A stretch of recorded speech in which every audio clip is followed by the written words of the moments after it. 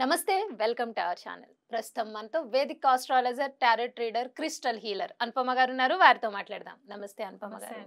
అసలు మన పుట్టుక అంటేనే పూర్వజన్మ ఫలితాలు మళ్ళీ ఈ జన్మలో మనం వాటిని సాల్వ్ చేసుకోవడానికి పుడతాము అంటారు కదా. అసలు మన ఆత్మ యొక్క పర్పస్ అంటే ఆత్మ యొక్క ఉద్దేశం అంటే ఎందుకు పుట్టాము మనము అని తెలుసుకోవాలంటే ఆత్మ యొక్క ఉద్దేశం ఏంటి, అలాగే మన ఆత్మకారక గ్రహాలు అనేవి కొన్ని ఉంటాయి కదా అండి. అసలు ఆత్మకారక గ్రహాలు ఎలా తెలుసుకోవాలి? సపోజ్ ఇప్పుడు నా ఆత్మ ఏదో అచీవ్ చేయడానికి పుట్టింది అనుకోండి, నేను అటు వెళ్ళకపోతే నా లైఫ్ లో మనశ్శాంతి ఉండదు, కానీ ఎలా వెళ్ళాలో గైడెన్స్ ఉండదు. ఇది ఎవరికి చెప్పుకోవాలో దాన్ని కరెక్ట్ గా పట్టుకునే పర్సన్ కూడా దొరకరు. అప్పుడు ఎలా ఉంటుందంటే మనశ్శాంతి లేకుండా మనం చేసే వర్క్ పీస్ఫుల్ గా చేయలేము. ఏ పనైనా సరే మనం ఎప్పుడు మనసు లోపల ఏదో ఒక దిగులు వెలితి అనేది ఉంటుంది. అంటే నాకు సంబంధించింది కాదేమో, అంటే నా కప్ ఆఫ్ టీ కాదు అంటారు కదా నార్మల్ గా. సో ఆ ఫీలింగ్ చాలా ఎక్కువ ఉంటుంది, ఇది నాది కాదు నాది కాదు అని. కానీ పరిస్థితుల ప్రభావం వల్ల అది చెయ్యాల్సి రావచ్చు. కానీ అసలు మన ఆత్మ యొక్క పర్పస్ ఏంటి, నేను ఎందుకు పుట్టాను, నా ఆత్మ ఎందుకు ఏదో మొత్తానికి ఏదో నేర్చుకోవడానికో లేకపోతే నేర్పించడానికో ఏదో దేనికో దానికే కదా అండి మళ్ళీ మనం జన్మెత్తుతాం. సో అనుకున్నప్పుడు ఇది మనం ఆస్ట్రాలజీ ప్రకారంగా అంటే ఏ పర్పస్ లో చూపించుకుంటే కనుక మనకు తెలుస్తుంది, ఎలా దీన్ని పెడితే కనుక తెలుస్తుంది. అలాగే దాని లక్ష్యం సాధించుకోవడానికి ఏం చేయాలి అంటే ఏం చెప్తారండి? జనరల్ గా మనకి జ్యోతిష శాస్త్రంలో డిఫరెంట్ బ్రాంచెస్ ఉంటాయి. ఈ స్పెసిఫిక్ గా ఆత్మకారక అని ఇప్పుడు మీరు ఏదైతే అడిగారో ఈ ఆత్మకారక గురించి మనకి జైమిని పద్ధతిలో జైమిని సూత్రాస్ లో ఉంటుంది అన్నమాట. సో ఈ ఆత్మకారక అనేది ప్రతి ఒక్కళ్ళ జన్మ జాతకంలో ఉంటుంది. కాకపోతే ఏంటంటే ఇది ఐడెంటిఫై చేయడానికి ఇప్పుడు మనం పుట్టే సమయానికి 9 గ్రహాలు 9 డిఫరెంట్ డిగ్రీస్ లో ఉంటారు. అది చాలా మట్టుకు కొంతమంది నెగ్లెక్ట్ చేస్తారు, కన్సిడర్ చేయరు. కానీ ఆత్మకారక దగ్గరకు వచ్చేసరికి ఏంటంటే హైయెస్ట్ డిగ్రీస్ అంటే 29.55 అలాంటిది హైయెస్ట్ డిగ్రీస్ కిందకి వస్తుంది అనమాట. అది ఇంక ఎక్స్ట్రీమ్ అనమాట. తర్వాత ఆ పర్టికులర్ గ్రహ వేరే రాశిలోకి ఎంటర్ అయ్యే స్టేజ్ లో ఉందన్నమాట. సో ఒక జీవి పుట్టినప్పుడు 29 అని నేను స్పెసిఫిక్ గా చెప్పాను. కొంతమందికి 17 డిగ్రీలు కూడా ఉండొచ్చు. అండ్ మిగతా గ్రహాలన్నీ కూడా 15, 16, 10, 2, 1 ఇలా ఉండే ఛాన్సెస్ ఉంటాయి అనమాట.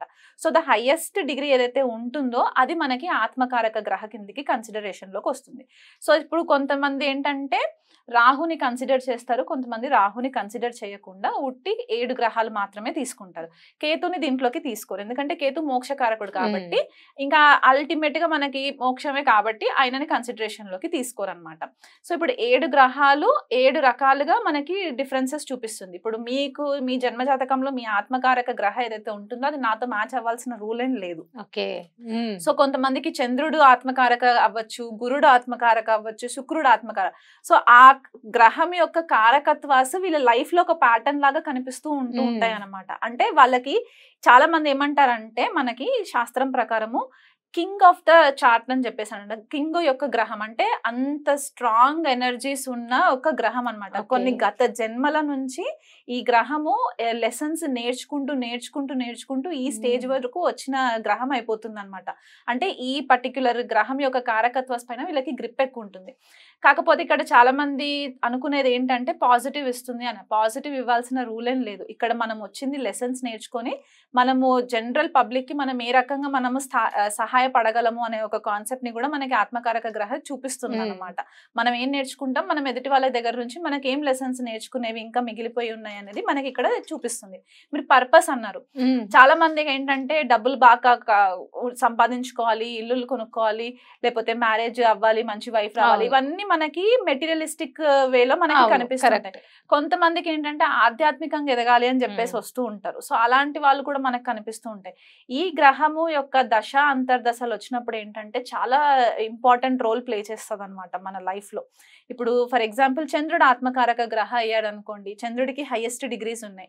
వీళ్ళు ఏంటంటే తొందరగా ఎదుటి వాళ్ళని నమ్మేస్తూ ఉంటారు అనమాట. వీళ్ళకి వ్యత్యాసం ఉండదు, అంటే వీళ్ళని నమ్మచ్చా నమ్మకూడదా అనే ఒక ఇది లేకుండా వీళ్ళకి ఆల్రెడీ స్వతహాగా ఒక మాతృత్వం ఉంటుంది అనమాట. ఆ మాతృత్వాన్ని వీళ్ళు ఎలా కన్వే చేయాలో తెలియక, చంద్రుడు మనకారకుడు కాబట్టి వీళ్ళకి ఈ లైఫ్ లో జరిగే లెసన్స్ ఏంటంటే చాలా ఎదురు దెబ్బలు, ఇమోషనల్ గా దెబ్బతింటూ ఉంటారు అనమాట. ఇమోషనల్ ట్రామాస్ ఎక్కువ ఉంటూ ఉంటాయి.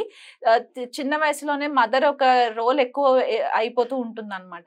అంటే మళ్ళీ చంద్రుడు జన్మజాతకంలో బెటర్ ప్లేస్ లో ఉంటే గనక మదర్ సపోర్ట్ ఎక్కువ ఉంటుంది. అదే చంద్రుడు ఆత్మకారకుడై నీచలో ఉంటే వీళ్ళు గత జన్మలో ఎదుటి వాళ్ళని ఇబ్బందులు పెట్టడం, వాళ్ళ ఎమోషన్స్ ని అర్థం చేసుకో. సో ఈ లైఫ్ లో ఏంటంటే వాళ్ళకి ఈ లెసన్స్ అన్ని నేర్చుకున్న తర్వాత వాళ్ళకు ఒక ఐడెంటిఫికేషన్ వచ్చేస్తుంది అనమాట. నేను ఇలా ఐడెంటిఫై చేసుకున్న తర్వాతే నేను ముందుకు అడుగు వేయాలి, నా ఎమోషన్స్ ని నా పరిధిలో పెట్టుకోవాలి అనేది ఒక లెసన్ ఇక్కడ అయిపోతుంది. అదే రవి ఆత్మకారకుడు అయ్యారు అనుకోండి, రవి మనకి ఈగోని కూడా చూపిస్తుంది, లీడర్షిప్ క్వాలిటీస్ ని చూపిస్తుంది. సో వీళ్ళకి ఎట్లాంటి లెసన్స్ వస్తాయంటే అహం దెబ్బతీసే పరిస్థితులు వస్తూ ఉంటాయి. ఆఫీస్లో మేనేజర్స్ సరిగ్గా సపోర్ట్ చేస్తూ ఉండరు, తండ్రితోటి కూడా సరిగ్గా సఖ్యత ఉండకపోవచ్చు. ఒకవేళ రవి పాడైపోయి చార్ట్లో గనక పాపగ్రహాలతో ఉన్న, అఫ్లిక్షన్స్ లో ఉన్న, తండ్రి దగ్గర నుంచి సరిగ్గా సపోర్ట్ ఉండదు.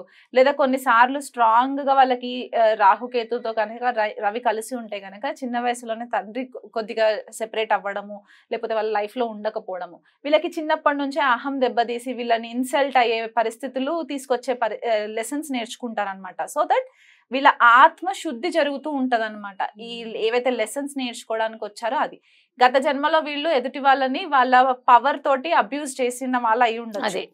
న్యాయకత్వ లక్షణాలు ఉండడం వల్ల వాళ్ళని ఎదుటి వాళ్ళని వాళ్ళ మనోభావాలు దెబ్బతినేలాగా కూడా ప్రవర్తించుండొచ్చు అహంకార పూరితంగా. సో ఇలా రవి ఆత్మకారకుడు అయితే. అదే శుక్రుడు ఆత్మకారకుడు అయ్యారు అనుకోండి, వీళ్ళకి మాక్సిమం గా వీళ్ళకి ఎక్కడ ప్రాబ్లమ్స్ వస్తాయంటే లిక్విడ్ క్యాష్ దగ్గర ప్రాబ్లమ్స్ రావడము, లేకపోతే లేడీస్ తోటి కొద్దిగా ఇబ్బందులు రావడం. అంటే మళ్ళీ ఈ ఆత్మకారక గ్రహ వక్రి అయి ఉన్నా, అస్తంగత్వం పొందున్నా, షష్ట అష్ట వ్యయాలలో ఉన్న, రాహుకేతుతో కలిసి ఉన్న, అంశలో కూడా కొద్దిగా నీచలో ఉన్న, మనకి నేటల్ చార్ట్ లో కూడా నీచలో ఉన్న, ఇలాంటి కాంబినేషన్స్ ఉన్నప్పుడు నెగిటివ్ ఎఫెక్ట్స్ చూపిస్తుంది. అలా కాంబినేషన్స్ లేకుంటుంటే కనుక పాజిటివ్ వాళ్ళని ఒక సోల్ పర్పస్ వైపు ప్రయాణం చేసేలాగా కూడా హెల్ప్ చేస్తూ ఉంటుంది అనమాట. సో శుక్రుడికి వచ్చేసరికి ఏంటంటే భార్య భర్తల మధ్యలో కొద్దిగా విభేదాలు రావడము, లేకపోతే సరిగా సఖ్యత ఉండకపోవడము, దీనివల్ల ప్రాబ్లమ్స్ రావడం. అదే శని ఆత్మకారక అయ్యారనుకోండి, వీళ్ళు ఎంతో హార్డ్ వర్క్ చేస్తూ ఉంటారు కానీ వీళ్ళకి రికగ్నిషన్ ఉండదు.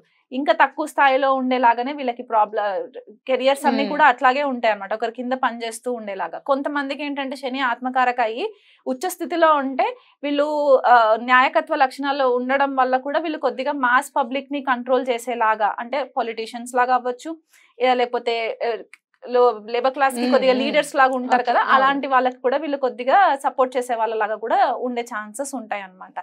అది మనకి గురువు ఆత్మకారక అయ్యారు అనుకోండి, వీళ్ళకి ఎక్కువ మట్టుకు ఏంటంటే స్టడీస్ పైన ఎక్కువ ఫోకస్ ఉండడము, ఏదనుకుంటే అది